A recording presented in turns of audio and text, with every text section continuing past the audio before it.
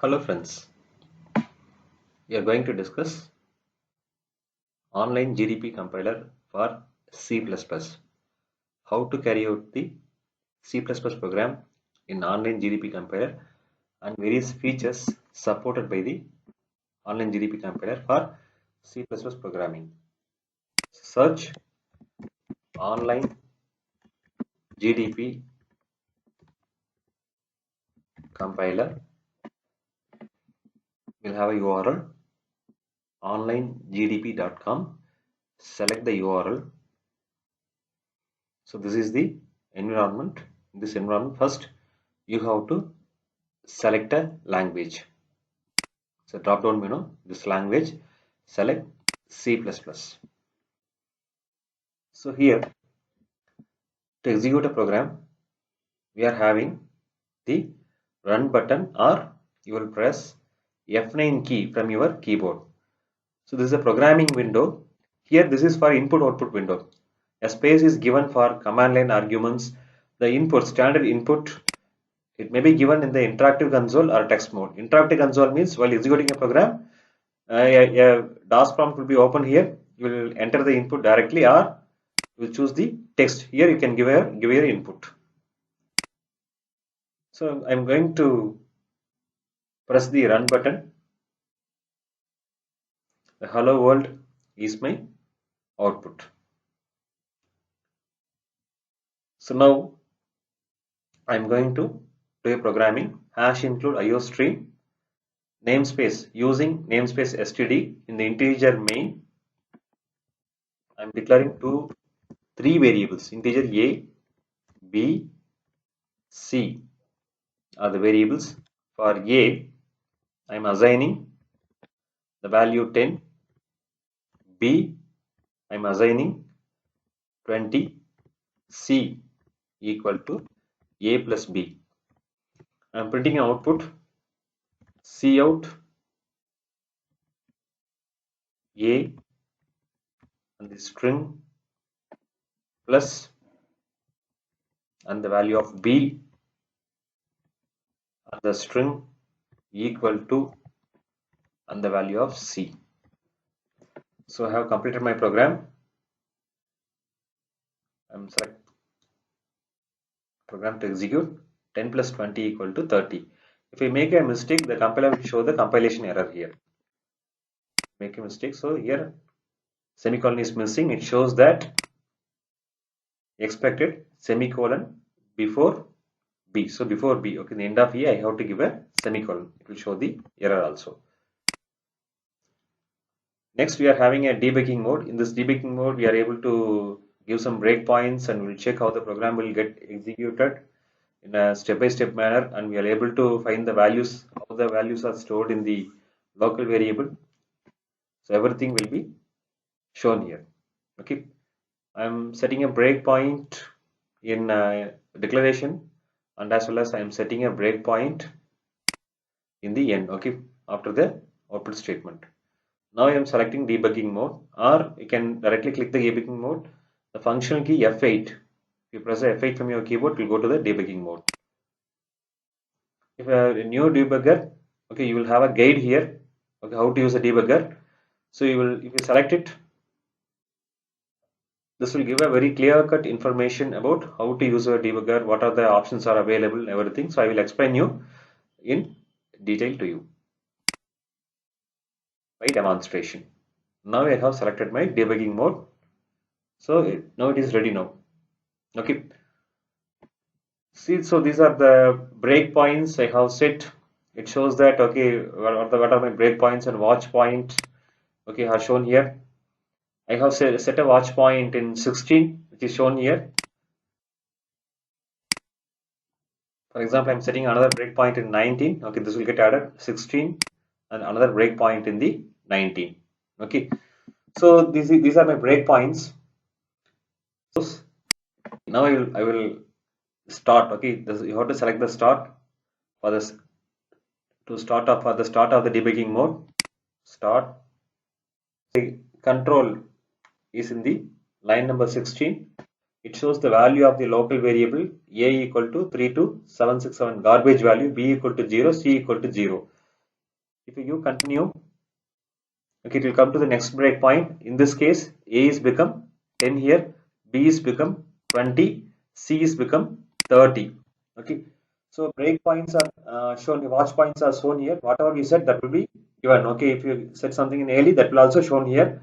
So the value of the local variable are shown here. Okay, it's okay in the starting it shows garbage value.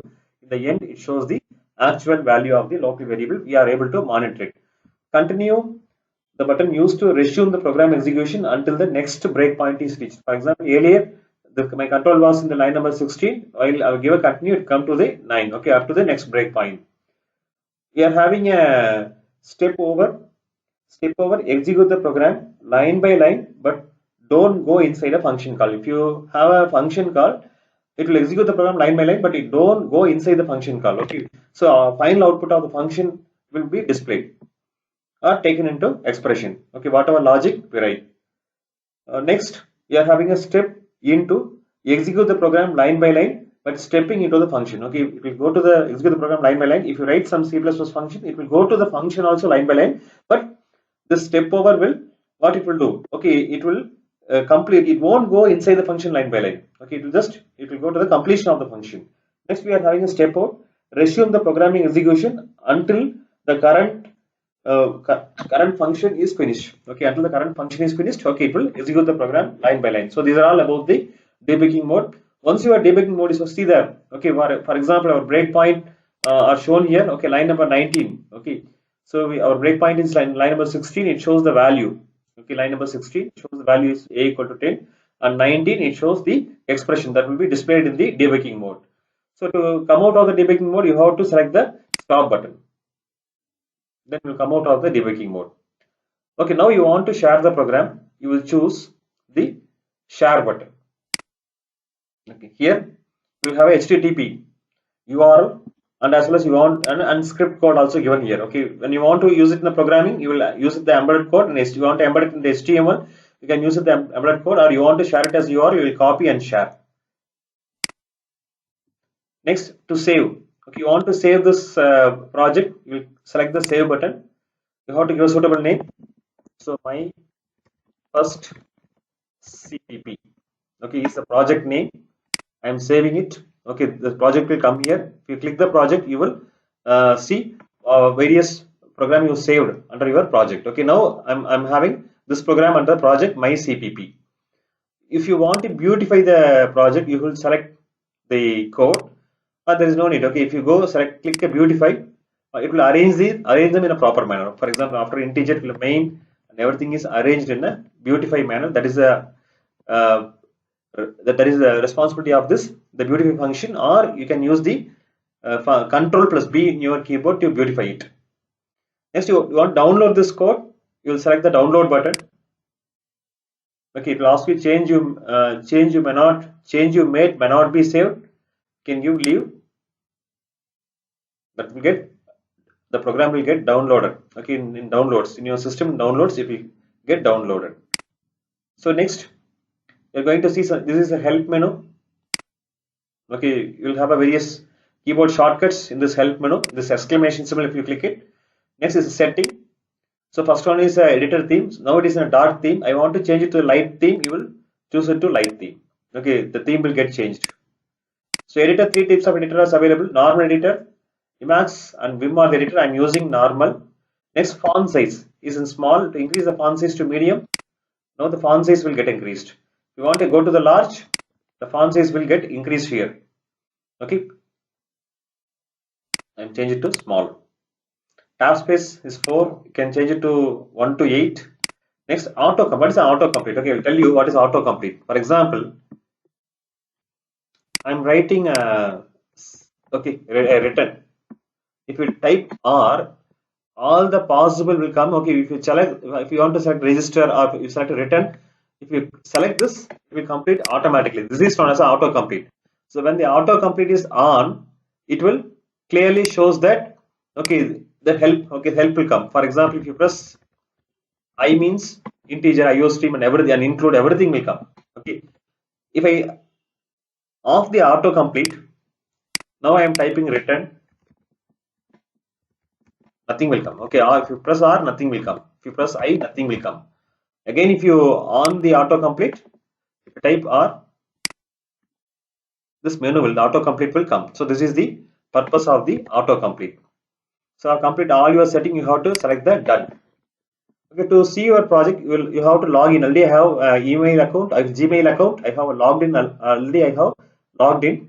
So you have to log in. Okay, to see your project. I'm selecting my projects. So I have a various projects are available. Various projects are available. I have completed so many projects. So recently I have completed my first CPP. When I select this, I'm able to come to this place. And it is having its own classroom, and you are able to learn various program and program questions also available in this menu. You will explore. I already explained this in the previous video, online GDP compiler for C, Python and Java. So in every demo, okay, I have explained all these things. You will see the video for the more clarification. And you are having a frequently asked questions, blogs, terms of use and tutorial. Everything is available here. Okay, so that's it.